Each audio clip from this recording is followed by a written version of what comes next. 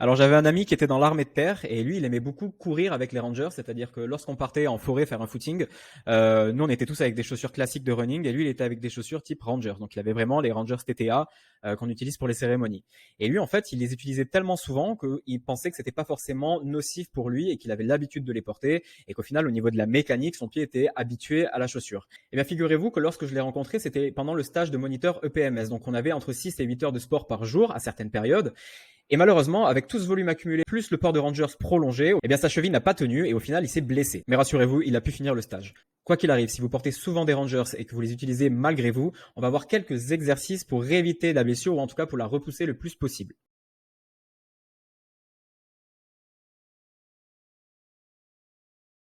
Et bonjour à tous, alors aujourd'hui une petite vidéo pour parler des chaussures militaires, donc les fameuses Rangers.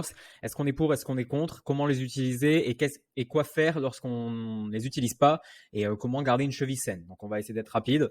Dans un premier temps, donc les chaussures montantes, on peut parler des Rangers, vraiment les TTA à l'ancienne. On peut parler aussi des chaussures juste montantes, type les X qu'on a perçues, ou même les chaussures de randonnée, hein, s'il y a des personnes qui les utilisent régulièrement. Ben, on va essayer de voir si c'est si bien, est-ce qu'il faut les porter longtemps. Est-ce qu'il faut les porter moins longtemps et lorsqu'on les enlève, que faire? Et même chose pour les chaussures basses, donc on va faire un petit distinguo.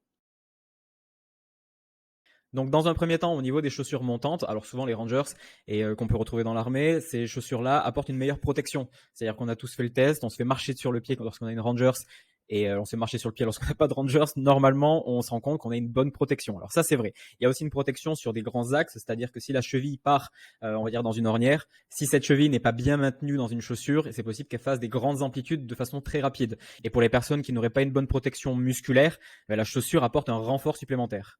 Par contre, en général, au niveau de la protection, ce sera moins bien. Évidemment, si on a des chaussures basses, des chaussures légères, si on se fait marcher dessus, ce sera pas du tout la même sensation qu'avec des Rangers. Donc, au niveau des caractéristiques, donc c'est des chaussures assez lourdes et encore les Rangers c'était plus lourd, donc là on a un peu évolué. Au niveau de la hauteur, ça monte un peu plus sur la cheville, 18 cm 7, donc c'est ce qui crée un manque de mobilité. Et quelque chose qui est très important aussi, c'est la semelle rigide, c'est-à-dire que la semelle d'une chaussure classique en général, elle est assez souple. Et à l'inverse, les chaussures type Rangers ont tendance à être plus rigides au niveau de la semelle, et c'est important de le prendre en compte. Au niveau de la biomécanique, je me suis fait un petit test, c'est-à-dire que j'ai gardé mon pied au sol et j'ai fait en sorte d'avancer le genou le plus possible sans jamais décoller le talon. Et on remarque au final qu'on a une flexion au niveau du genou qui est assez faible, au niveau de la cuisse. Au niveau de la cheville, pareil, on va avoir une faible mobilité. Pourquoi? Parce qu'on a de la masse devant le cou du pied. Et on remarque une distance entre le genou et la pointe de pied qui est assez faible. C'est-à-dire que si je me force à dépasser avec mon genou, au final, il y a à peu près, on va dire, 5 cm de plus. D'accord? Alors au niveau des chaussures ou pieds nus tout simplement, on voit que le poids est bien moins élevé, c'est normal, la hauteur s'arrête à la malléole et en plus la semelle est souple. Donc au final, on a des facteurs qui vont être complètement différents que la chaussure montante. Et au niveau de la biomécanique, lorsque je fais le même test, on remarque que le genou avance bien plus par rapport au pied, donc on est à peu près à 20 cm facile. De plus, j'ai une mobilité du genou qui est bien plus élevée, on voit au niveau de mon genou que la flexion est plus importante, mobilité de cheville, distance genou pointe de pied et le drop, alors qu'on soit pieds nus ou en chaussures en général, ça dépasse pas 2 cm. Maintenant, on va voir les principales contraintes d'une chaussure type Rangers. Donc, dans un premier temps, c'est le poids. Même si au niveau de la littérature scientifique, le poids n'est pas forcément lié avec un risque de blessure, par contre, on remarque que les efforts qui sont faits avec des chaussures montantes et donc plus lourdes entraînent une consommation énergétique plus importante. Mais ça, c'est normal. C'est important de le souligner parce que si vous êtes longtemps avec des chaussures montantes, vous risquez d'atteindre un seuil de fatigue plus rapidement que si vous étiez avec des chaussures basses et plus légères. Au niveau de la mobilité, tous les mouvements de la cheville sont limités. La dorsiflexion, elle est limitée, donc ça, c'est normal. Et la plantarflexion, donc c'est le mouvement inverse, c'est le fait de tendre les orteils vers le bas, mais ça aussi, c'est limité. Et un autre mouvement, l'éversion-inversion, c'est-à-dire le mouvement où quand on se tord la cheville, par exemple, où elle part à droite ou elle part à l'intérieur, c'est ce mouvement-là, c'est une rotation interne, rotation externe. Ça aussi, c'est limité. Mais ça, c'est bien parce qu'au final, ça protège à court terme. Donc ces chaussures, au final, elles sont intéressantes à court terme parce qu'elles apportent une protection contre les impacts. Donc je disais quand on se fait marcher sur le pied, les traumatismes ou les mouvements de grandes amplitudes qui sont vifs. Par exemple, lorsqu'on se tord la cheville, si ça va un peu trop loin et que la cheville n'est pas prête à supporter un étirement si rapide, c'est là qu'on peut se créer des entorses. Donc la chaussure assure une protection à court terme parce que les mouvements de la cheville sont limités et bien soutenus. Par contre, à long terme, on a un risque de blessure, c'est-à-dire qu'on va avoir une baisse de la mobilité de la cheville. Si la cheville n'est pas souvent mobilisée sur ces mouvements-là, au final, la cheville va se fragiliser. Alors j'avais un ami qui était dans l'armée de terre et lui il aimait beaucoup courir avec les Rangers, c'est-à-dire que lorsqu'on partait en forêt faire un footing, nous on était tous avec des chaussures classiques de running et lui il était avec des chaussures type Rangers. Donc il avait vraiment les Rangers TTA qu'on utilise pour les cérémonies.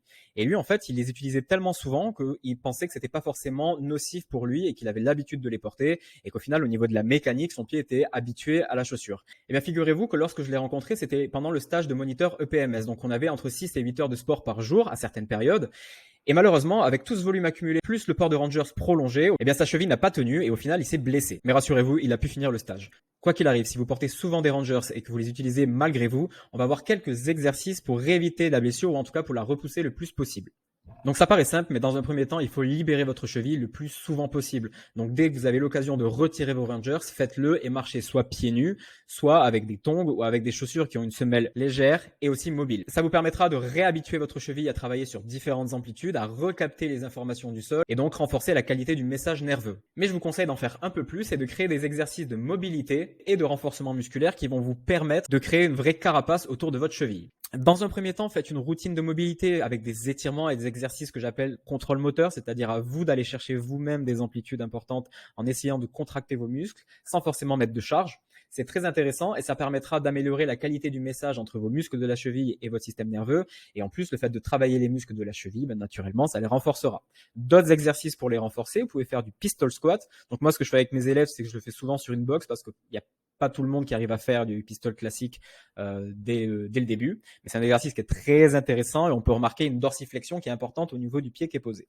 Ensuite, en bas à gauche, vous pouvez faire du soulevé de terre une jambe, tout simplement. Si vous êtes débutant, faites un soulevé de terre avec les deux jambes, évidemment. Mais si vous avez un niveau confirmé, vous pouvez faire du travail à une jambe et essayer de travailler avec le pied au sol. Idéalement, vous pouvez essayer de le faire pieds nus et vous allez voir, la cheville travaille. Si vous vous concentrez sur la technique, il n'y a pas de raison que ça se passe mal. Et enfin, un des meilleurs exercices qui peut servir de test, tout simplement, c'est le squat. Lorsque vous faites du squat, ce qui est important, c'est d'avoir un bon centre de gravité. Surtout si vous rajoutez une barre au niveau de vos épaules, l'axe vertical de la barre devra se trouver au-dessus de votre centre de gravité qui se trouve dans votre polygone de sustentation entre vos quatre pieds. Donc il faudra laisser de la place au bassin d'avancer. Comment on laisse cette place? C'est en avançant les genoux par rapport aux pointes de pied.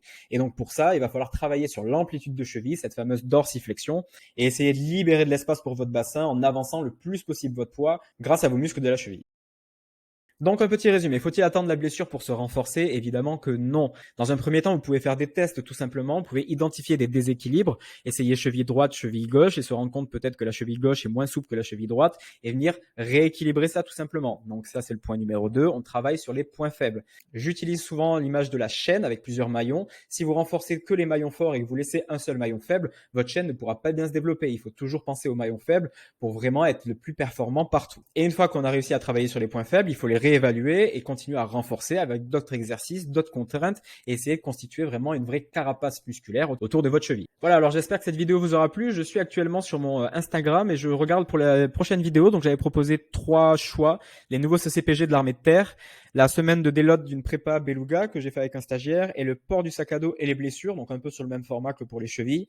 Et au final, c'est le port du sac à dos et blessures qui l'emporte. Donc je vais refaire mes recherches, je vais continuer à me renseigner et je vous préparerai une vidéo là-dessus. J'espère que ça vous plaira. Allez, merci.